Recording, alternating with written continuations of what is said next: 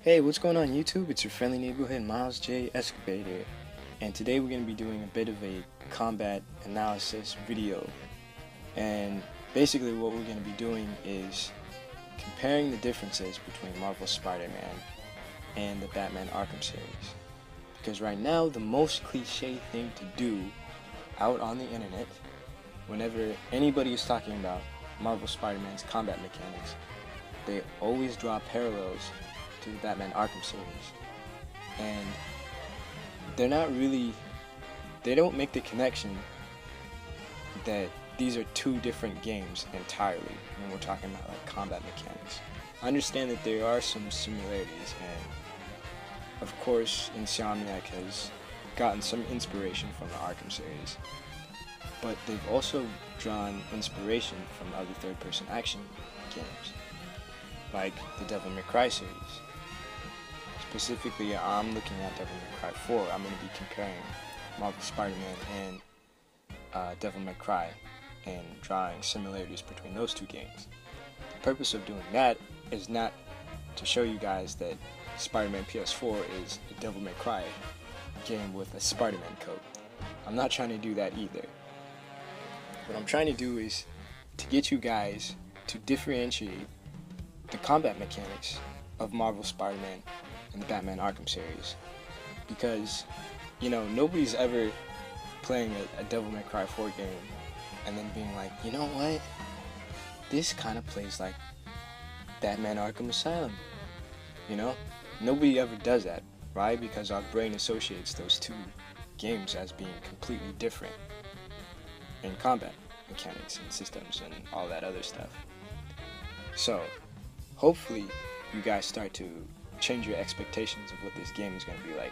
I know some people have actually had their hands on the game and have still compared it to the Batman Arkham series, and I'll let you guys. I'll also be covering kind of why people are still having that parallel drawn in their heads. I'll get into that later in the video, but right now this is just the introduction to let you know what this is going to be about. So hopefully you guys enjoy the rest of the video.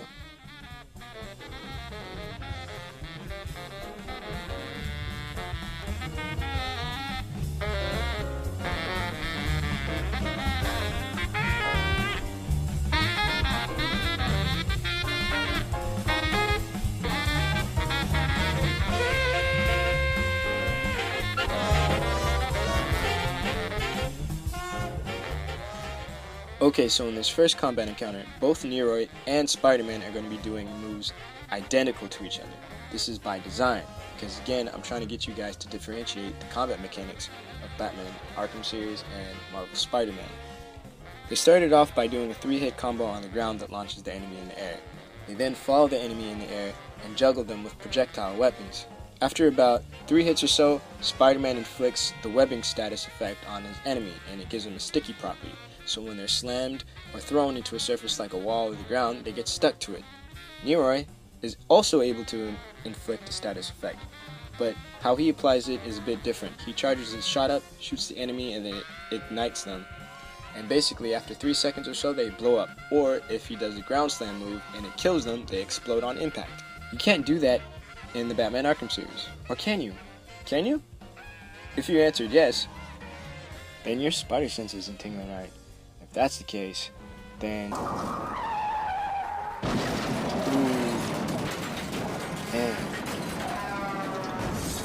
Wow.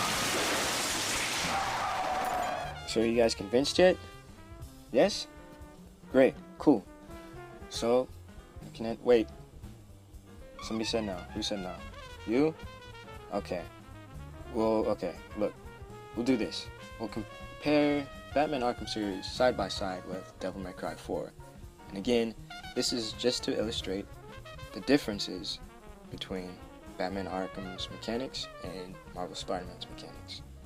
And again, who in their right mind would compare Batman Arkham with Devil May Cry 4? Who would do that? Like, what? That doesn't make any sense. Like, are you good, bro? Huh? I know, it's weird, but for the sake of it, let's do it. So as you can see, both did a 3-hit combo, right? Launches the enemy up into the air. Now, Batman isn't able to connect with his projectile weapon, let alone connect with it 5 times in a row. Second of all, this side-by-side comparison is very off-putting. Like, it doesn't look like it belongs together. And you're right, it doesn't. They have nothing to do with each other. The flow of the combat mechanics, the sequence in which you press buttons is different. The overall tone is completely different from Batman Arkham series, right? But you saw in the previous footage how closely Marvel Spider-Man aligned with the same gameplay footage. And yet, similarities are being drawn between Marvel Spider-Man and the Batman Arkham series so closely together. And I think a lot has to do with heuristics. And if you don't know what heuristics are, it's a sociology term. Basically, heuristics show that the brain likes to make shortcuts to reduce cognitive dissonance. And basically, the brain makes mental shortcuts in order to come to conclusions faster. Now, this is good for if you have to make a split decision in the thick of a moment.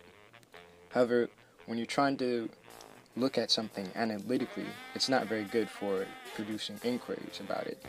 It's also not good for seeing the actuality of the differences between two things. This is human nature. Everybody does it. It's natural. But knowing that should help you analyze and compare Marvel Spider-Man and Batman Arkham series and allow you to see just how different these mechanics are. Okay guys, so I'm going to start to wrap things up here. Hopefully this video helped to point out kind of the major differences of the Batman Arkham series and Marvel Spider-Man. And again, it's not to say that Marvel Spider-Man is going to play identically to Devil May Cry 4, because it's not going to do that either. It's its own game. Insomniac is a very well established video game company. They've been making games since I was a very little kid, and if it's one thing I know about this company, it's that they're very innovative when it comes to world building and gameplay mechanics. If you guys didn't play Sunset Overdrive, highly recommend you do if you have an Xbox One. But yeah, thanks for sticking around, and hopefully you guys enjoyed the video.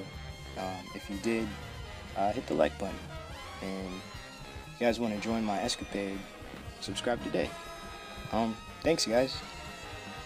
I'm going to leave you with a little Easter egg I found in one of the gameplay trailers for Marvel Spider-Man. I believe is paying homage to Spyro.